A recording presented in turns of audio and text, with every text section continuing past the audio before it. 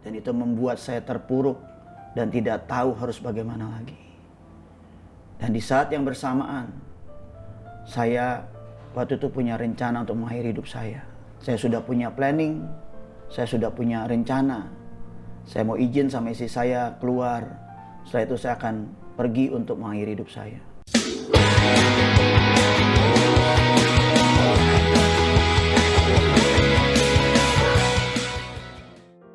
Shalom semuanya, saya Stefanus, biasa dipanggil Brojil.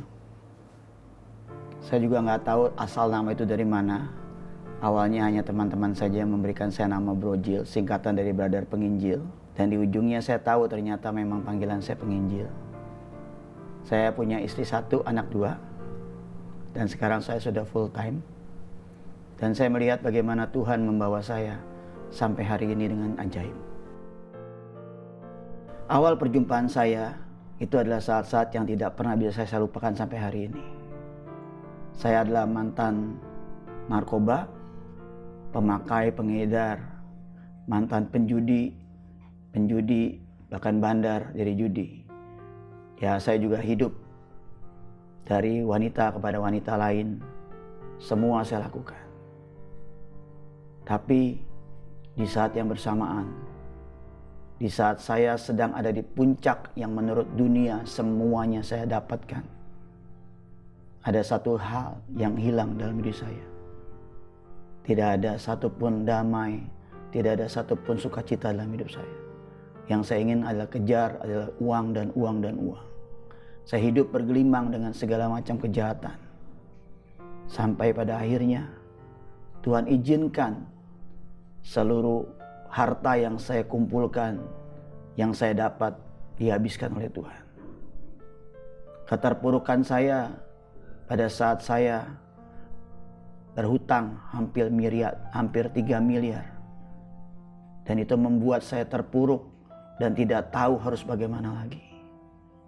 Dan di saat yang bersamaan, saya waktu itu punya rencana untuk mengakhiri hidup saya.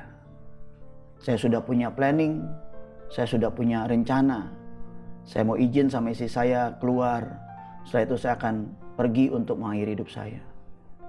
Tapi ada satu hal yang aneh yang terjadi. Pada saat saya izin saya mau pergi, istri saya berkata, "Sebelum papa pergi kita doa dulu yuk." Padahal sejujurnya kami bukan keluarga yang taat akan Tuhan. Kami memang agama Kristen, tapi kami Kristen KTP. Ke gereja setahun 2 kali pada saat Paskah dan Natal saja. Dan akhirnya saya bilang, selama ini kan saya tidak pernah nuruti istri saya. Saya bilang, ya udah, ini dalam hati saya, ini permintaan terakhir. Akhirnya kami ke kamar. Waktu itu keadaan kamar sedang gelap. Dan istri saya menyetel satu lagu. Dan saya tahu lagu itu adalah CD dari temannya yang berjudul Mataku Tertuju Padamu. Pada saat lagu itu mengalun, istri saya berkata seperti ini, "Tuhan Yesus, kalau memang Engkau seperti teman-teman saya pernah ngomong, kalau Engkau adalah Tuhan yang penuh kuasa, Tuhan yang penuh mujizat, Tuhan yang bisa membawa kami kembali kepada jalan-Mu, datang kembali kepada kami Tuhan. Kami mau bertemu dengan Engkau." Dan pada saat itu, keadaan kamar yang gelap. Mendadak di plafon rumah.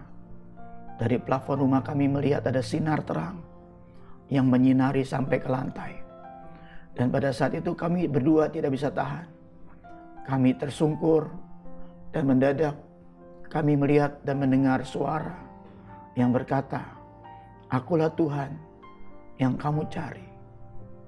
Dan pada saat itu bersamaan juga kami berdua dilawat oleh yang namanya Roh Kudus.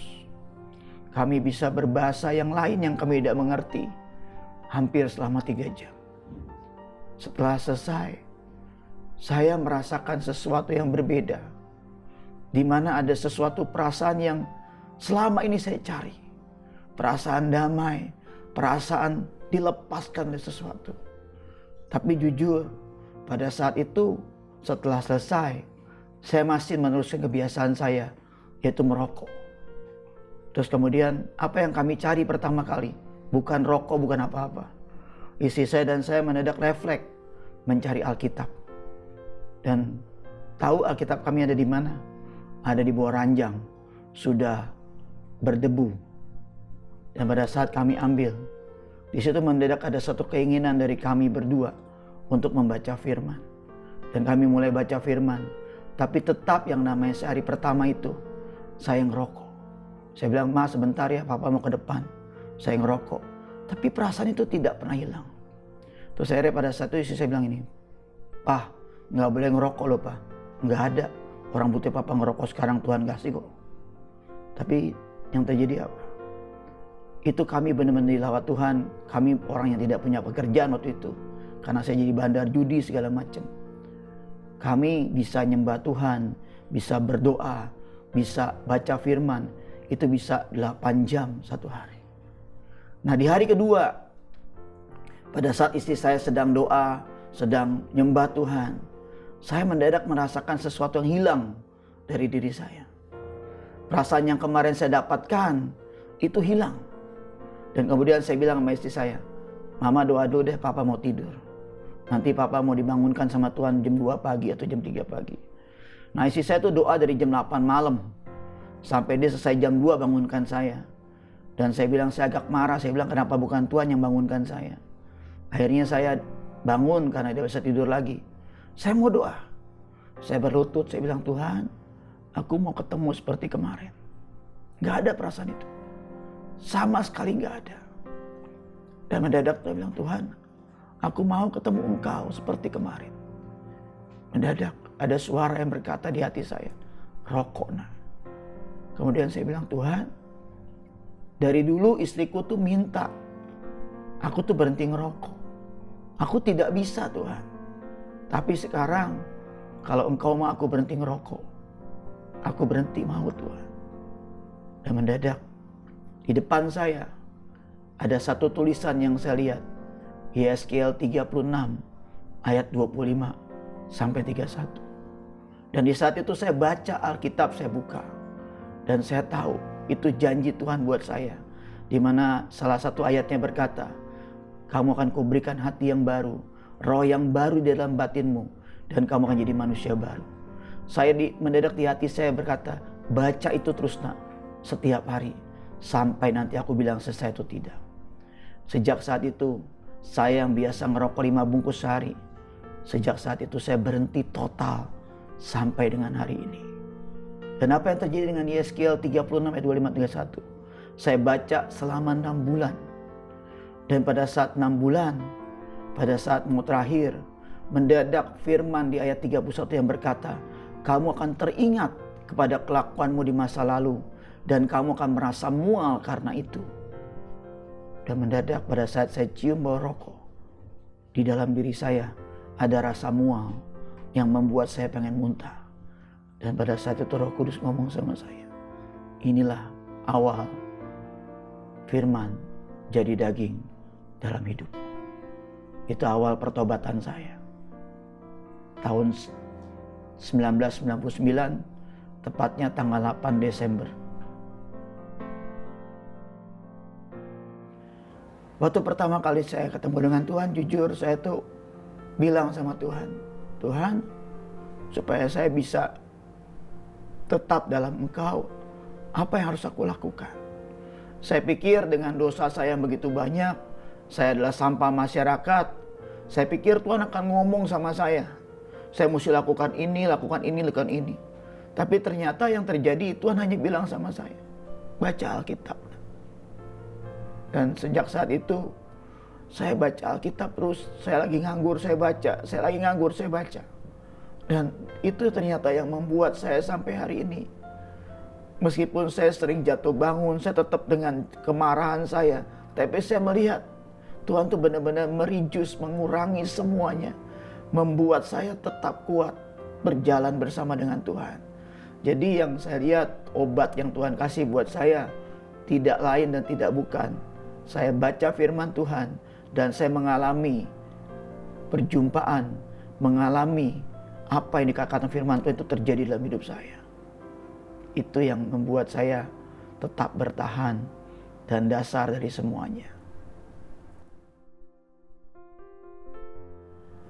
Pertama kali saya kenal Tuhan, saya tahu yang pertama kali Tuhan ingin saya buat adalah saya menyelamatkan teman-teman saya yang saya jerumuskan dalam narkoba. Dan sejak saat itu saya berusaha menginjil, berusaha mendekati teman-teman saya. Tapi di awal, sejujurnya banyak teman-teman saya, saudara-saudara saya yang memandang saya sebelah mata. Mereka berpikir, ini mah Kristen tomat kasarnya, tobat kumat. Dan setiap saya menghadap teman-teman saya dan saya tidak pernah dapat respon yang baik, saya hanya bisa menangis sama Tuhan. Tuhan hanya berkata, teruskan nak, teruskan. Dan setiap saya sedang dalam keadaan sedih, sedang rasa ditolak, sedang rasa benar-benar tidak dihargai, saya hanya bisa datang ke Tuhan. Dan waktu itu saya rasa itu adalah pertemanan saya, persahabatan saya dengan Tuhan yang sampai hari ini tidak pernah bisa saya lupakan. Mungkin orang-orang berkata perjumpaan dengan Tuhan itu tidak spesial, tapi perjumpaan saya dengan Tuhan itu yang spesial. Karena selama 3 bulan saya tidak bekerja, Tuhan itu ada di samping saya. Tuhan senantiasa menemani saya. Gak pernah yang namanya dia tuh meninggalkan saya. Setiap saya ada pertanyaan di Alkitab, mendadak Tuhan langsung jawab, nah ini nak, ini nak, ini nak. Dan jujur itu merupakan satu hal yang membuat sampai hari ini, apapun yang terjadi pada hidup saya gak pernah berkata, aku menyerah. Ada satu dasar yang Tuhan tanam di hidup saya. Kalau dia adalah satu-satunya pengharapan saya, satu-satunya yang menyelamatkan saya dari sampah sampai jadi seperti sekarang ini. Itu.